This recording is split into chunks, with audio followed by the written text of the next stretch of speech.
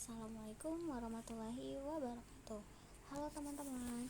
Jadi pada kesempatan kali ini aku mau bahas tentang gimana sih analisis fundamental.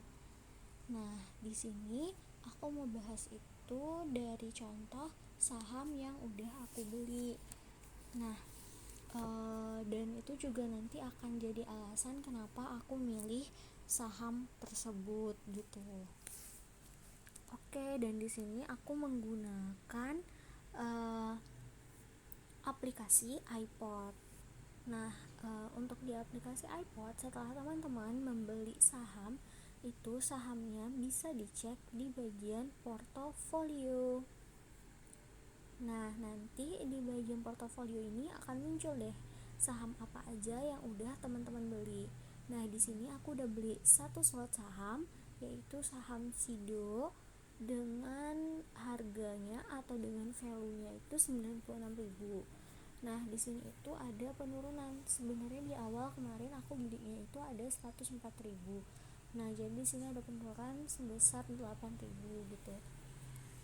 Terus dari sini gimana sih cara kita tahu bagaimana fundamental dari saham Sido ini? Nah, untuk itu kita tinggal klik bagian Sido.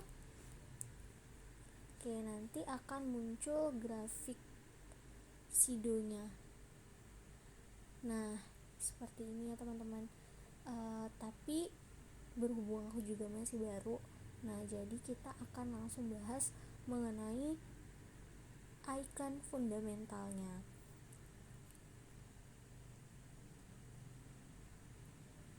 Oke, ketika kita membuka icon fundamentalnya itu akan kelihatan seperti ini. Dulu apakah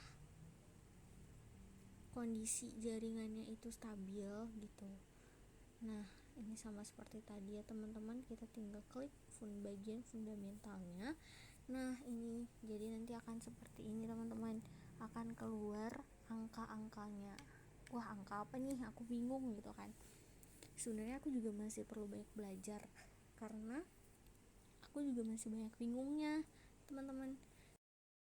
Nah, jadi kita bisa perhatikan dulu ya teman-teman, di sini itu ada dari tahun berapa aja gitu.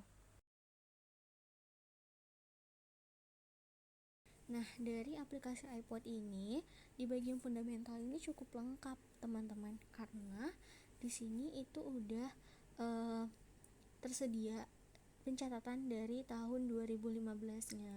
Nah, ini termasuk ke dalam catatan laporan keuangannya. Nanti teman-teman bisa lihat, bisa mencari bagaimana sih laporan keuangan dari saham Sido ini, yaitu dari perusahaan industri jamu dan farmasi Sido muncul. Nah, di pertama itu ada yang namanya last price ataupun harga terakhirnya gitu.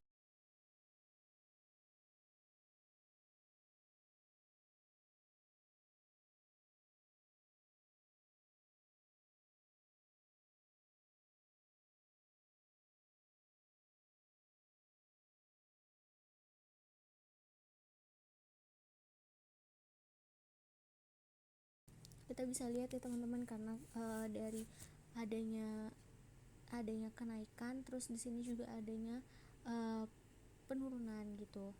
Kalau di last price itu wajar ya teman-teman. Terus ada market cap. Nah, market cap ini apa? Market cap ini adalah kapitalisasi pasar. Jadi market cap ini adalah ukuran bagaimana perusahaan tersebut, perusahaan yang mau kita invest gitu. Jika semakin besar, maka semakin teruji bahwa banyak investor yang percaya untuk invest di sana gitu. Nah, di sini bisa kita lihat teman-teman, kalau di saham Sido ini di market cap-nya itu setiap tahunnya dia naik. Ya kan teman-teman. Nah, jadi kita bisa lihat bahwa ada banyak investor juga yang percaya buat invest di sini gitu. Terus di sini ada mungkin kita masuk ke ada total equity, ada revenue, terus ada net profit. Nah, di net profit ini itu adalah untung bersihnya apa perusahaan ini gitu. Nah, untung bersihnya juga jika semakin tinggi, maka jika ada kenaikan antar tahun berarti itu bagus gitu ya teman-teman, karena untung bersihnya naik gitu.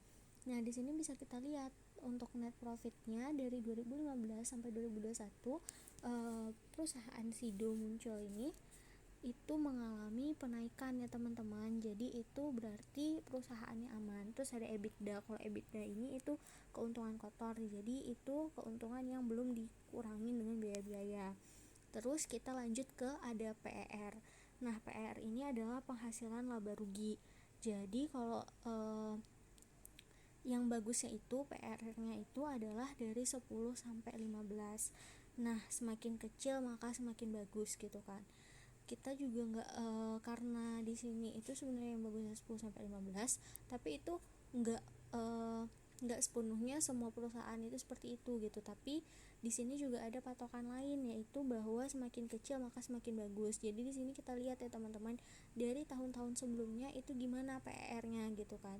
Nah, di sini sih kalau di saham Sido ini dia masih naik turun ya teman-teman, dari ada yang dari 18, terus ada 16, turun ke 15, terus naik lagi ke 18, terus naik lagi ke 23, baru naik lagi ke 25, dan ini baru di 2021 mengalami penurunan juga di 22 gitu. Terus abis itu ada PBV juga. PBV ini itu adalah keuangan perusahaannya, bagaimana apakah keuangan perusahaan tersebut sehat atau tidak gitu. Yang sehatnya PBV ini itu dilihatnya itu adalah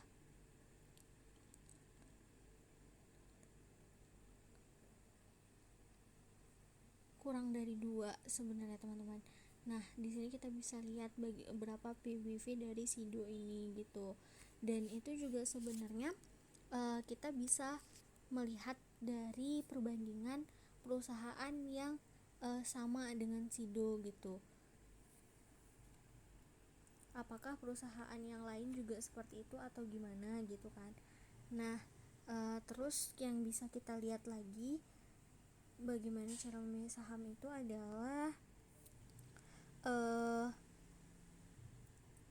debt per equity-nya, yaitu debt per equity-nya yaitu seberapa besar utang perusahaan terhadap modal yang dimiliki.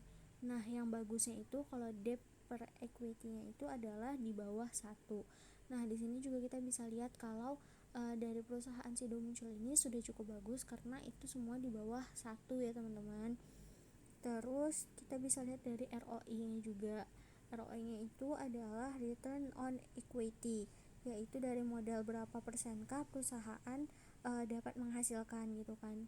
Nah, ROI-nya ini juga itu minimalnya 10 sampai 15%. Jadi semakin besar atau lebih besar dari 15 itu ROI-nya sudah bagus gitu. Nah, di sini juga kita bisa lihat bahwa di ROE-nya atau return on equity-nya ini di PT Sido muncul ini itu mengalami kenaikan ya teman-teman. Nah, itu menandakan bahwa perusahaan ini juga sudah cukup baik di return on equity-nya.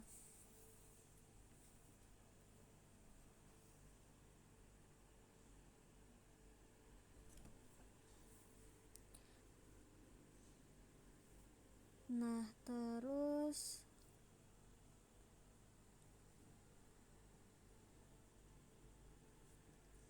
untuk melihat apakah saham ini atau perusahaan ini itu cukup sehat lagi ya teman-teman, kalian bisa melihat ke dalam laporan keuangan dari perusahaan tersebut, karena manajemen perusahaan yang berkualitas itu pasti akan transparan gitu. Jadi kita bisa mengecek laporan keuangannya itu kita bisa dapat dari mana aja. Nah, mungkin itu sekilas, bukan sekilas sih, itu mungkin itu aja pembahasan dari aku mengenai analisis fundamental perusahaan Sido. Mohon maaf banget kalau masih banyak, bukan kalau sih, mohon maaf banget karena masih banyak hal yang perlu aku pelajarin, dan ini memang hal yang baru buat aku buat terjun ke saham seperti ini gitu ya teman-teman. Kalau ada yang mau diperbaikin, ada saran atau tanggapan, boleh drop di kolom komentar. Sekali lagi terima kasih buat teman-teman yang udah mau nyimak. Lebih dan kurangnya aku mohon maaf. Terima kasih semua.